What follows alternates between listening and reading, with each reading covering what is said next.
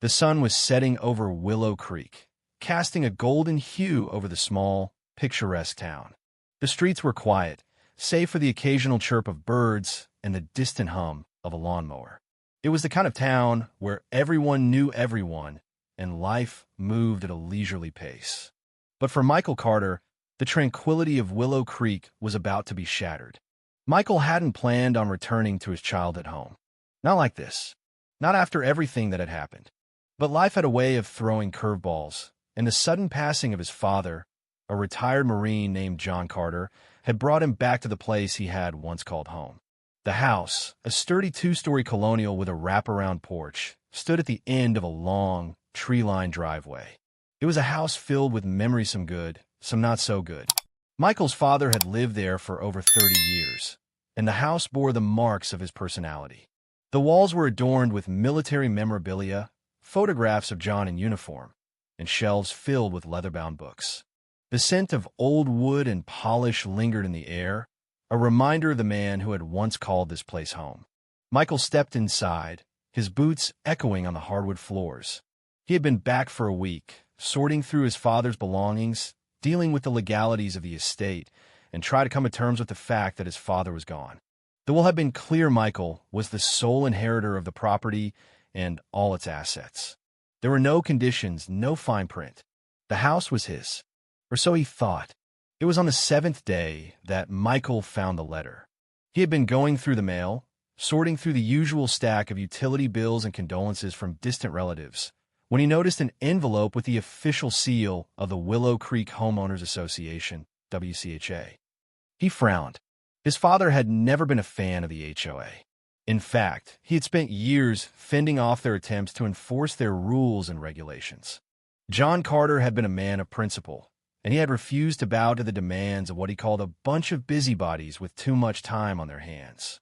Michael opened the letter, his eyes scanning the contents. The words were brief but bold. The house now belonged to the WCHA.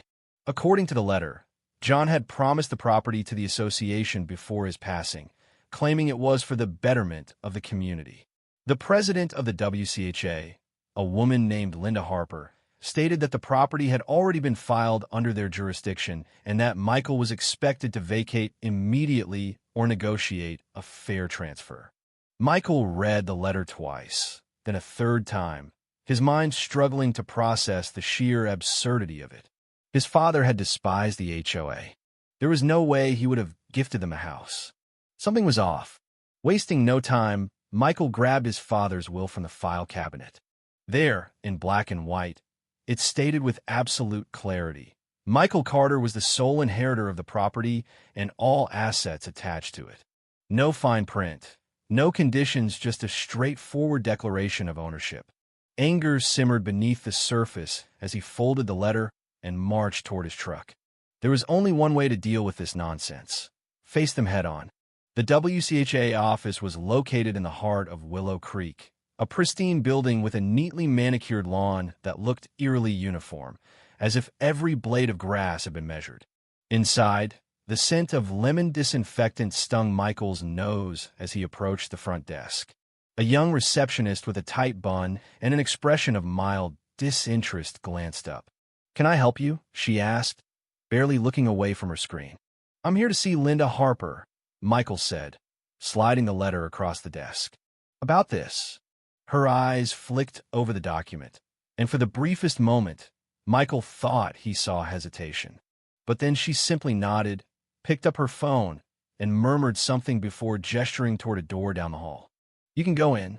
Linda Harper was everything Michael expected: polished, prim, and radiating the type of arrogance that only came with unchecked authority. She sat behind a massive desk, a thick binder in front of her, tapping a pen against her manicured nails as if she had already won whatever battle was about to ensue. "Mr. Carter," she greeted, offering a saccharine smile. "I was wondering when you'd come in." "Cut the crap," Michael said, tossing the letter onto her desk. "My father never agreed to this, and I have legal proof as will. This house is mine, and you have no claim to it." Linda barely glanced at the document. Instead, she clasped her hands together and tilted her head. "I'm afraid you're mistaken, mister. Carter, your father may not have signed a legal transfer, but he made his intentions clear. We have multiple witnesses who heard him say he wanted the house to go to the WCHA for community purposes. Michael let out a sharp laugh. Let me get this straight, you're trying to take my house based on hearsay? Linda sighed dramatically, as if dealing with a particularly stubborn child. The community has always considered your father a valued member, even if he refused to acknowledge it. His contribution this house will be used for shared space, a community center perhaps. We're just following through on his wishes. Yeah, funny how those wishes don't appear anywhere in his will, Michael shot back. Linda's expression barely faltered. Wills can be contested, Mr. Carter. And if you decide to fight this, I should warn you our legal team is quite effective. We wouldn't want this to turn into an expensive, drawn-out battle. Now would we? Michael clenched his jaw. The audacity of this woman was almost laughable. She was banking on intimidation, expecting him to roll over and let them take his home. She had no idea who she was dealing with. He leaned forward, his voice low and firm. I don't know what kind of scam you're running, but let me make one thing clear: I'm not going anywhere. You want this house? Take me to court. But something tells me you don't have a legal leg to stand on. Linda's smirk twitched. It was the first real crack in her mask of confidence. Suit yourself, she finally said, picking up a folder and flipping it open. But I'd start preparing for the worst. This neighborhood has certain expectations, and those who don't comply, well, they tend to regret it. Michael snatched the letter from her desk and strode out without another word. He could feel her eyes burning into his back, but he didn't care. As he stepped outside and inhaled the crisp autumn air, only one thought settled in his mind. They wanted to fight. Fine. He'd give them one. Michael had dealt with bullies before. He'd faced worse threats than a smug HOA president with an inflated sense of power. But what he hadn't expected was just how quickly Linda Harper and her lackeys would escalate their game. They weren't just going to try and intimidate him with words. They were out to make his life a leave-vying hell. It started the very next morning. Michael stepped outside to find a bright orange violation notice slapped across his front door.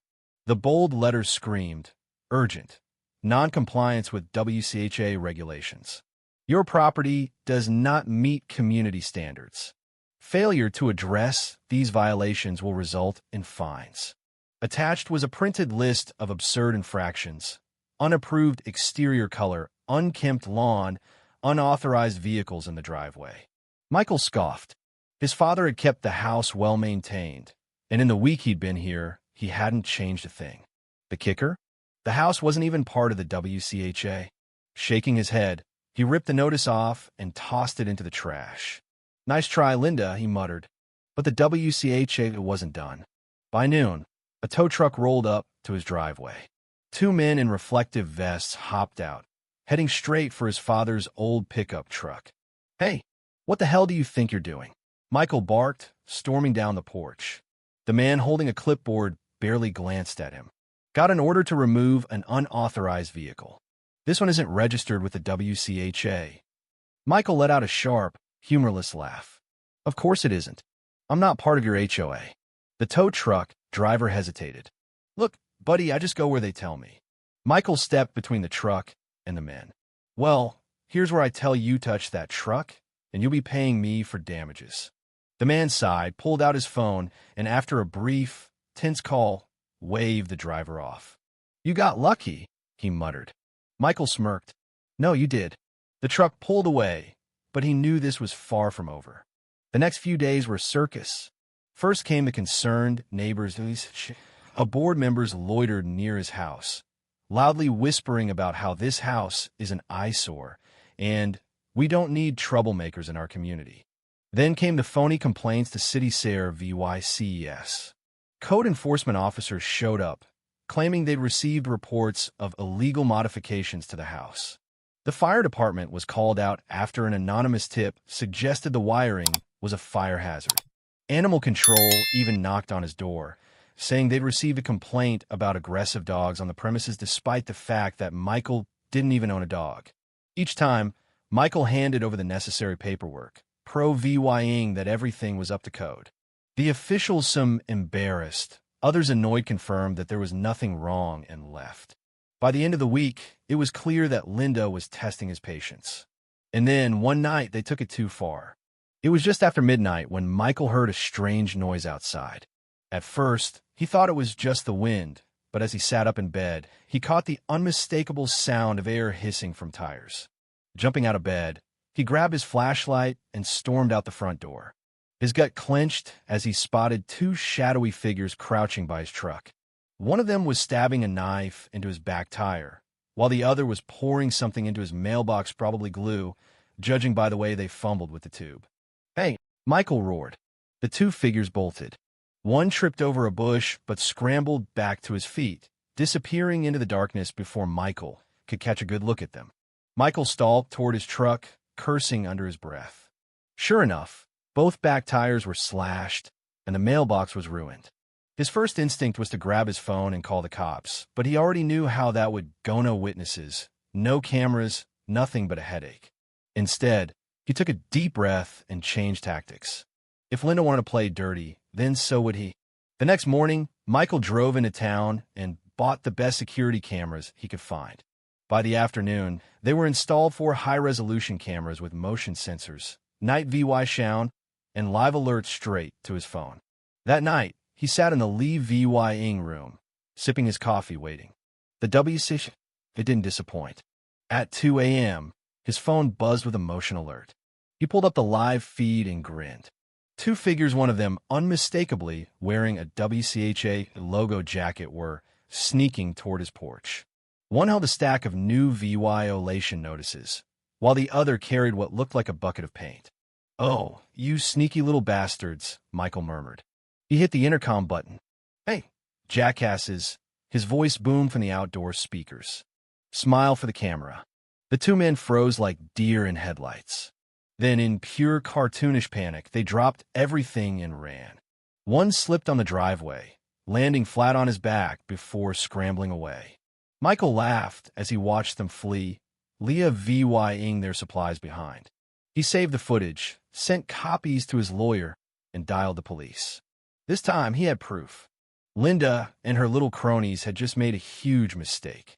The courtroom was packed. Word had spread through the neighborhood like wildfire. The WCHA was being sued. Residents, both supporters and skeptics, had come to witness the showdown between Michael Carter and Linda Harper. Some were there out of curiosity, others to see if the almighty president of the WCHA would finally get what was coming to her. Michael sat at the plaintiff's table, calm but focused.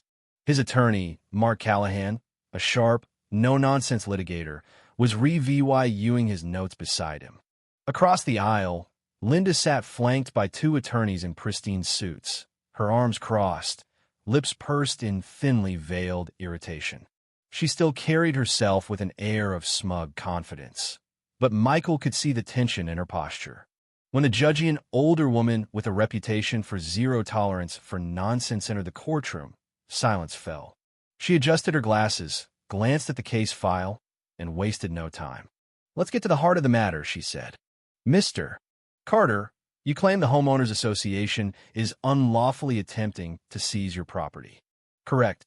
"Yes, Your Honor," Michael replied, his voice steady. "My father left me the house in his will, but the WCHA is trying to take it based on nothing but verbal claims and fabricated EVY denke." Linda's lead attorney, a graying man with an oily smile, stood.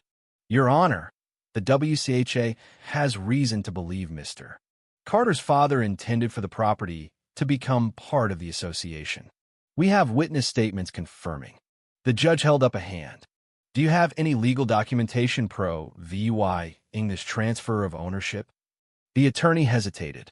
"Well, no, but..." "So you have nothing but hearsay?" The judge's gaze was unimpressed. Linda, unwilling to let the moment slip, leaned forward. "Your Honor, the WCHA is acting in the best interest of the community. Mr. Carter's father was an active part of our neighborhood." Michael let out a sharp laugh. "That's a lie. My father hated the WCHA. He refused to sign anything, pay fees, or have anything to do with them." Linda's face twitched. The judge turned to her attorneys. Did you just attempt to claim Mr. Carter's father was a member of the WCHA? One of the lawyers adjusted his tie. Not officially, but the sentiment. Then it's irrelevant. The judge cut him off. This court doesn't deal in sentiments, only legal ownership. Michael's attorney stood. Your Honor, we'd like to submit expert testimony regarding the fraudulent documents presented by the WCHA. Linda's eyes snapped to him. The judge raised an eyebrow. Fraudulent. Mark Callahan handed a file to the bailiff, who passed it up to the bench. We had a forensic analyst examine the so-called agreement between the deceased and the WCHA. The signature does not match Mr. Carter Sr.'s handwriting, and the document itself was printed 3 days after his passing. A collective murmur rippled through the courtroom. Linda froze. Michael leaned back in his chair, arms crossed. Checkmate. The silence in the courtroom stretched uncomfortably as the judge examined the forensic report. Linda shifted in her seat, her fingers gripping the edge of the table. The confidence she had walked in with was beginning to crack, replaced by a thinly veiled panic. Judge Whitaker set the papers down and looked directly at Linda's attorney. So, let me get this straight. The document you submitted as proof of transfer was created after Mr. Carter Sr. had already passed away. Linda's attorney cleared his throat, clearly scrambling for an excuse. Your Honor, there must be some misunderstanding. Perhaps there was a clerical error. Michael's attorney, Mark Callahan, pounced. A clerical error? The forensic analyst also determined that the signature was forged. This wasn't just a mistake, this was premeditated fraud. A gasp rippled through the audience. Linda's face drained of color. She turned to her lawyers, as if expecting them to refute it, but they remained silent, unwilling to sink further into her mess. Linda, unwilling to let her empire crumble, snapped, "This is ridiculous. Mr. Carter's father wanted the house to go to the WCHA. Maybe the document was filed a little late, but that doesn't mean his wishes weren't real." The judge raised a hand, silencing the courtroom. "Mrs. Harper, are you saying that despite having no legally binding agreement, you took it upon yourself to claim ownership of this property?" Linda hesitated. Michael leaned forward, his voice calm but cutting. "You threatened me, harassed me, vandalized my property, and falsified legal documents, all because you thought you could bully me into giving up my own house." Linda clenched her jaw. Two was only doing what was best for the community. The judge tapped her pen against the desk. "Mrs. Harper, what's best for the community is following the law. And right now, I see multiple violations, including attempted fraud and property intimidation." Linda opened her mouth to argue, but was promptly cut off. "Enough," Judge Whitaker said, turning to the bailiff. "I'm ordering a full investigation into the WCHA's actions, and considering the forged documents, we will be discussing criminal charges." Linda's face turned a shade of ash gray. She had walked into this courtroom expecting to win. Instead, she was watching her empire crumble before her eyes. The courtroom erupted into whispers as the judge delivered her final ruling. The WCHA was ordered to pay Michael $250,000 in damages for emotional distress, legal fees, and property damages caused by unlawful actions. Linda Harper, personally responsible for attempted fraud and document forgery, was facing criminal charges, a 5-year suspended sentence, and a $50,000 personal fine. As the courtroom emptied, Linda stormed out, her heels clicking violently against the tile floor. She ignored the murmurs around her, the not-so-subtle smirks of former supporters who had already begun to distance themselves from her sinking ship. Michael followed at a leisurely pace, watching as reporters swarmed outside the courthouse. The local news had caught wind of the scandal, and cameras flashed as Linda shoved past them, tried to cover her face. "Mrs. Harper," a reporter called, "how does it feel to lose everything? Is it true that WCHA funds were misused for legal battles?" Linda whipped around, her carefully styled hair slightly out of place. "No comment," she snapped, her voice shrill. But the cameras didn't care. They captured every second of her meltdown. And then came the final humiliation. As she stormed toward the parking lot, her car was missing. A bright orange, towed for unpaid parking violation, sign stood where her luxury SUV had once been. Michael let out a loud, satisfied laugh. Linda spun around, eyes wild with fury. "You," she hissed. "This is your doing." Michael shrugged. "Oh, don't blame me. You're the one who insisted that every car be parked in a properly designated area. Seems the city finally took your own rules seriously." Linda sputtered, looking around for support, but there was none. Her lawyers had already vanished. Her so-called WC allies refused to meet her gaze, and the neighbors she had tormented for years, they were laughing. And that's when it hit her. She wasn't the queen of the WC anymore. She was just a disgraced fraud with no power, no money, and no car. A week after the courtroom battle, peace had returned to Michael's life. No more fake violation notices, no more harassment, no more Linda. The WCHA, now drowning in legal fees and scrambling to recover from the scandal, had all but disbanded. Several board members resigned in disgrace, and without Linda's iron grip, the remaining residents voted to dissolve the association altogether. Michael stood on his father's porch, looking out at the house that was finally, unquestionably his. It had been a brutal fight, but he'd won. And then, as if the universe wanted to give him one last gift, a familiar, angry voice rang out from across the street.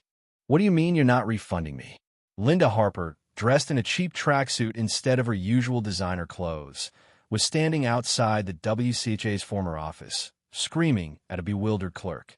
Michael grabbed a fresh cup of coffee and leaned against the porch railing, enjoying the show. "I paid thousands into this HOA." Linda shrieked, her voice cracking. "I was the president. You can't just dissolve it and leave me with nothing." The clerk gave an apologetic shrug. "I'm sorry, ma'am, but since the association is being shut down, all remaining funds are going towards settling legal claims. And, well, you're at the top of that list." Linda's eyes bulged. "This is outrageous." Then she saw Michael, watching her, cup of coffee in hand, wearing the biggest smirk he'd ever had. For a moment, her face flashed through every stage of grief rage, denial, bargaining, then finally, acceptance. She turned on her heel and stormed off, muttering curses under her breath. Michael chuckled, lifting his coffee mug in a mock toast. "Enjoy retirement, Linda." Then, turning back to his house, he stepped inside. The battle was over. The house was his. And for the first time in a long time, he was home. If you were the one in this story, how would you react? Would you stand up and fight back, or accept the unreasonable pressure and control from the HOA? Share your thoughts in the comments below. And don't forget to subscribe, like, and share this video with more people. Your small action gives us the motivation to keep bringing you more intense and engaging stories.